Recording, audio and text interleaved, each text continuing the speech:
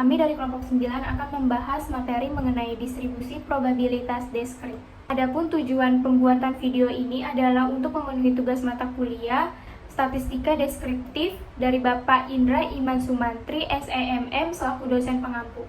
Sebelumnya, perkenalkan, nama saya Novi Marina Darsita yang akan menjelaskan apa sih distribusi probabilitas deskrip.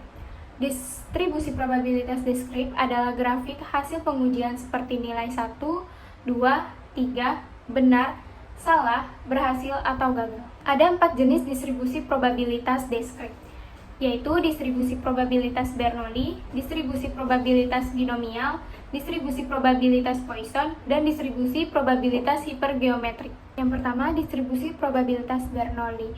Distribusi probabilitas Bernoulli ini merupakan distribusi yang paling mendasar dibandingkan distribusi yang lainnya. Poin penting yang terdapat dari distribusi Bernoulli yaitu hanya satu kali percobaan yang dilakukan, tidak lebih. Yang kedua, hanya terdapat 2 kemungkinan hasil, misalnya mata dadu ganjil dan mata dadu tidak ganjil. Selanjutnya, sukses yang disimbolkan dengan X sama dengan 1 dan tidak sukses yang disimbolkan dengan 0. Peluang sukses diketahui secara eksplisit, yaitu P, tulisannya yaitu X di antara bin. Bin itu sama dengan binomial 1P. Maka bentuk PMF-nya yaitu peluang X sama dengan P dikali 1 min P pangkat 1 min X. Contoh kasus yang pertama, peluang seorang mahasiswa meraih nilai A pada mata kuliah statistika adalah 2/9. Seorang mahasiswa yang telah mengambil mata kuliah statistika sedang berada di kantin. Berapa peluang bahwa statistikanya bukan A? Nah, dari soal tersebut, informasi yang diperoleh 1 buah percobaan. Dilihat dari seorang mahasiswa, contohnya yang lain itu sebuah mobil, sebuah motor. Selanjutnya, peluang 2/9 seperti pada soal. Peluang seorang mahasiswa meraih nilai A pada mata kuliah statistika adalah 2/9. Dari soal tersebut, ada 2 kemungkinan kejadian, yaitu nilai A atau bukan nilai A. Dari hasil informasi yang sudah diperoleh, dapat diselesaikan, yaitu dengan P sama dengan X, P sama dengan P pangkat X, dikali 1 min P pangkat 1 min X. Peluang sama dengan 0 sama dengan 2/9 pangkat 0, dikali 1 min 2/9 pangkat 1 min 0. Peluang sama dengan 0,2/9 sama dengan 1 dikali 7/9 pangkat 1. Peluang sama dengan 0 sama dengan 2/9 sama dengan 1 dikali 7/9, yaitu hasilnya 7/9. Jadi peluang bahwa mahasiswa tersebut tidak memiliki nilai A pada mata kuliah statistika adalah 7/9.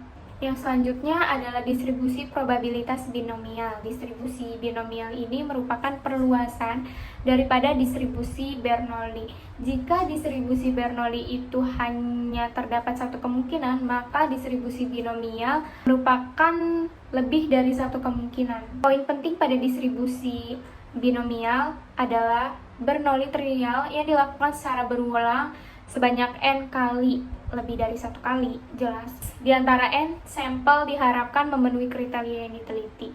1 trial dengan trial lainnya bersifat independen. Bentuk dari distribusi binomial ini, peluang X sama dengan F, X sama dengan NP, sama dengan NX, P pangkat X, dikali 1 min P pangkat N min X. Contoh kasus pada distribusi binomial, yaitu peluang seorang penduduk terkena penyakit kulit adalah 0,2. Diambil sampel 6 penduduk di suatu kampung. Berapa peluang 2 orang di antaranya terkena penyakit kulit? Dari soal tersebut, informasi yang kita peroleh yaitu lebih dari 1 buah percobaan. Seperti yang sudah dijelaskan bahwa distribusi binomial itu terdapat lebih dari 1 kemungkinan. Peluangnya sebanyak 0,2. Dan kejadiannya terdapat 2 kemungkinan, yaitu terkena dan tidak terkena penyakit. X-nya sama dengan 2. Peluang X sama dengan 6 faktorial per 2 faktorial, 6 dikurang 2 faktorial, 0,2 pangkat 2 dikali 1 min 0,2 pangkat 6 min X.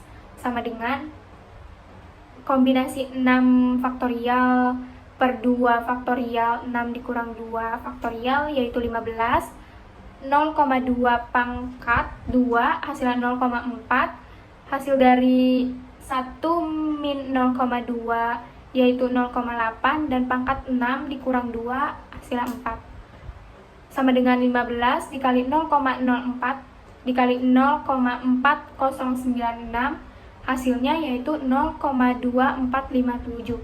Hasil ini disesuaikan apakah hanya mengambil 3 angka di belakang koma atau 2 angka di belakang koma.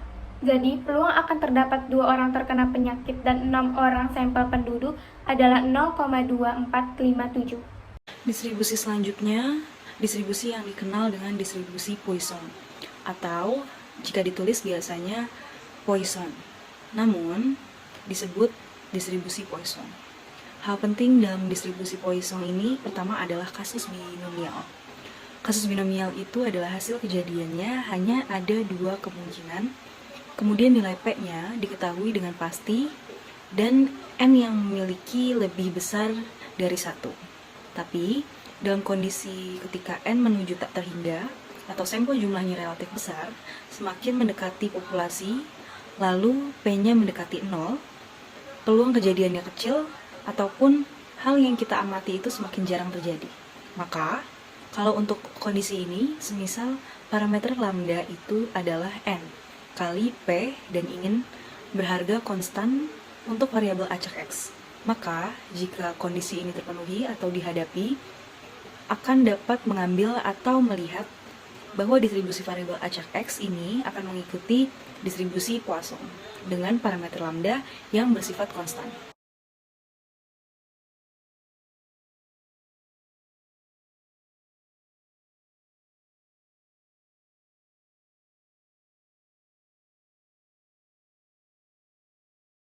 Untuk distribusinya adalah peluang X sama dengan X sama dengan E pangkat min lambda, lambda pangkat X dibagi X faktorial.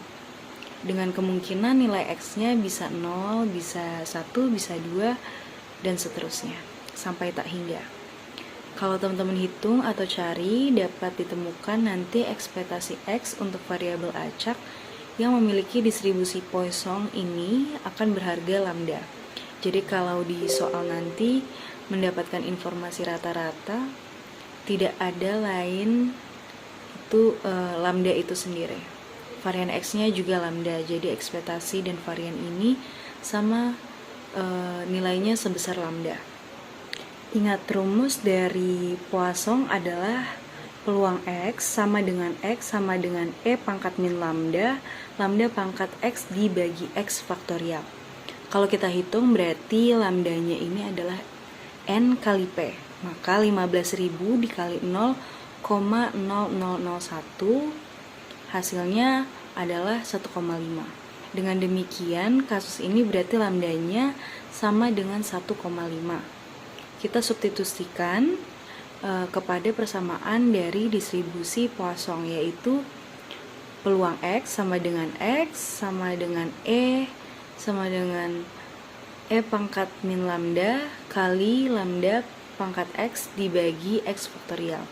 Berarti untuk peluang X sama dengan 3 sama dengan E pangkat min 1,5 dikali 1,5 pangkat 3 dibagi 3 faktorial. E pangkat 1,5 itu nilainya 0,22313. Kita bulatkan 5 digit. Dikali 1,5 pakar 3. Ini hasil 1,5 pakar 3 itu adalah 3,375. Dibagi 3 faktorial itu sama dengan 6. Selanjutnya hasilnya itu 0,22313 dikali 375.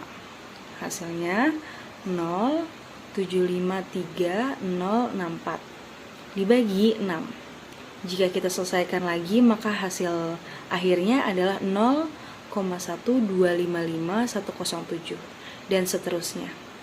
Kalau kita buat sederhana lagi, maka peluang X sama dengan 3 ini sekitar 0,1255. Selanjutnya, saya akan menjelaskan distribusi probabilitas hipergeometrik. Poin penting yang kita harus ketahui yaitu yang pertama, sampel lebih dari satu dengan dua kemungkinan hasil. Yang kedua, nilai peluang kejadian atau pemilihan sampel P sulit ditentukan bergantung dengan proses yang dikerjakan. Yang ketiga, peluang ditentukan melalui jumlah cara atau kemungkinan pemilihan yang dapat dilakukan. Bentuk PMF atau rumusnya adalah P atau peluang X yang merupakan variabel acak dengan parameter N besar yang merupakan jumlah seluruh kemungkinan, lalu N kecil merupakan sebuah sampel yang diambil, dan K merupakan jumlah unit yang memiliki kriteria tertentu. Rumusnya adalah K kombinasi X dikali N besar dikurang K kombinasi N kecil dikurang X dibagi N besar kombinasi N kecil. Adalah contoh kasus, yaitu sebuah kotak berisi 12 komponen yang diketahui 5 diantaranya rusak. Jika diambil 3 komponen secara acak, tentukan peluang yang akan terdapat tepat satu komponen rusak dan 2 atau lebih komponen rusak. Di sini kita bisa ketahui informasi yang diperoleh, yaitu peluang terpilihnya komponen rusak akan berbeda jika pengambilan dengan memperhatikan urutan dan tidak memperhatikan urutan. Lalu kita akan cari penyelesaiannya yang tepat satu komponen rusak, yaitu peluang X dengan parameter N. Itu peluang X dengan parameter N, X-nya bisa kita ketahui yaitu 1, dan N besarnya itu 12, lalu N kecilnya itu 3, dan K-nya itu adalah 5. Langsung aja dimasukin rumusnya, K kombinasi X dikali N dikurang K kombinasi N kecil dikurang X dibagi N besar kombinasi N kecil. Langsung kita masukin aja, kan tadi K-nya adalah 5 karena 5 komponen yang rusak kriterianya. Terus yang X itu adalah 1 karena yang ditanya tepat satu komponen rusak. Lalu N besarnya sama dengan 12 dikurang K-nya sama dengan 5 kombinasi N kecilnya sama dengan 3 dikurang X-nya sama dengan 1, lalu dibagi dengan N besarnya sama dengan 12 kombinasi N kecil sama dengan 3. Habis itu kita sederhanakan, karena 12 bisa dikurang 5, jadi kita kurangkan, jadi hasilnya sama dengan 7 kombinasi 2, dan hasilnya itu 5 kombinasi 1 dikali 7 kombinasi 2 per 12 kombinasi 3. Di sini selanjutnya kita ubah menjadi faktorial, sama dengan 5 kombinasi 1 sama dengan itu 5 faktorial dibagi 1 faktorial dikali 5 dikurang 1 di faktorial, lalu dikali 7 dibagi 7 faktorial dibagi 2 faktorial dikali 7 dikurang 2 faktorial, lalu dibagi dengan 12 faktorial per 3 faktorial dikali 12 dikurang 3 faktorial. Hasilnya sama dengan 5 dikali 4 faktorial per 1 dikali 4 faktorial, lalu dikali 5 faktorial dikali 6 dikali 7 per 2 dikali 5 faktorial, lalu dibagi 12 dikali 11 dikali 10 dikali 9 faktorial per 6 dikali 9 faktorial. Karena ada beberapa yang bisa kita coret, bisa dilihat ya, jadi kita coret itu hasilnya sama dengan 5 dikali 42 per 2 dibagi 10 dikali 11 dikali 12 per 6, hasilnya sama dengan 5 dikali 21 per 220, dan bisa kita kecilkan hasilnya menjadi 21 per 44. Jadi peluang tepat satu komponen rusak dengan 12 sampel keseluruhan dan yang diambil 3 sampel dengan kriteria 5 5 barang yang rusak adalah 21/44. Lalu soal yang kedua itu 2 atau lebih komponen rusak. Dengan penyelesaiannya itu peluang X lebih dari sama dengan 2, yaitu P X sama dengan 2 ditambah P dengan X sama dengan 3. Sama aja ya contohnya, maksudnya sama aja penyelesaiannya, tinggal diganti X-nya sama dengan 2 dan X-nya sama dengan 3. Di sini kita udah dapat hasilnya sama dengan 7/22 dari PX sama dengan 2 dan 1/22 dari PX sama dengan 3. Dan hasilnya itu bila ditambah sama dengan 8/22, bisa kita sederhanakan menjadi 4/11. Jadi kesimpulannya, penyelesaian dari 2 atau lebih komponen rusak itu adalah 4/11. Terima kasih. Sekian penjelasan dari kami. Kurang lebihnya mohon maaf. Wassalamualaikum warahmatullahi wabarakatuh.